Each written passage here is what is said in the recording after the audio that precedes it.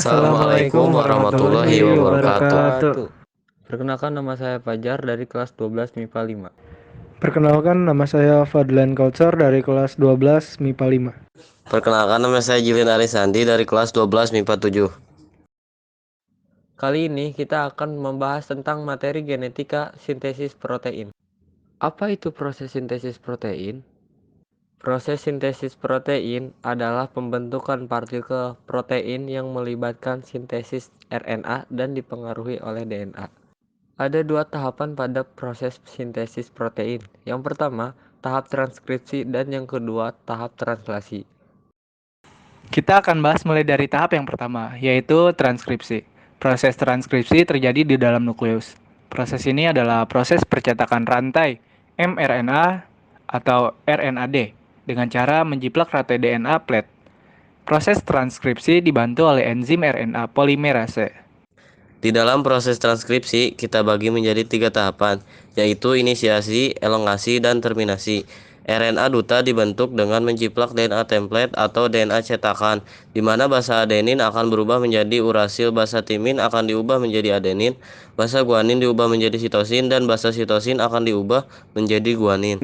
Pada tahap inisiasi enzim RNA polimerase menempel pada promotor lalu ikatan hidrogen pada DNA dibuka karena RNA dibuat dengan menjiplak DNA template. Maka bahasa A menjadi U, bahasa T menjadi A, bahasa G menjadi C, dan bahasa C menjadi G.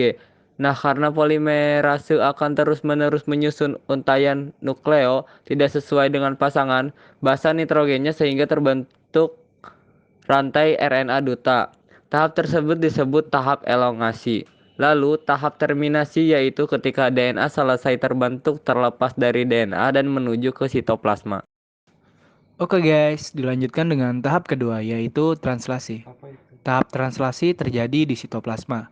Dengan bantuan ribosom setiap 3 basa atau yang disebut kodon, akan diterjemahkan menjadi satu asam amino. Translasi terbagi juga menjadi 3 tahap, yaitu inisiasi, elongasi, dan terminasi. Inisiasi adalah ketika ribosom bertemu dengan start kodon elongasi. Adalah penerjemahan kodon satu persatu, dan tahap terminasi adalah ketika ribosom bertemu dengan stop kodon. RNA membawa kodon yang terbentuk pada tahap transkripsi yang keluar dari nukleus menuju sitoplasma. DNA yang membawa kodon akan keluar dari nukleus menuju ke sitoplasma. Lalu datanglah ribosom subunit besar dan kecil yang akan menerjemahkan kodon satu persatu dibantu dengan RNA transfer yang membawa antikodon dan asam-asam amino.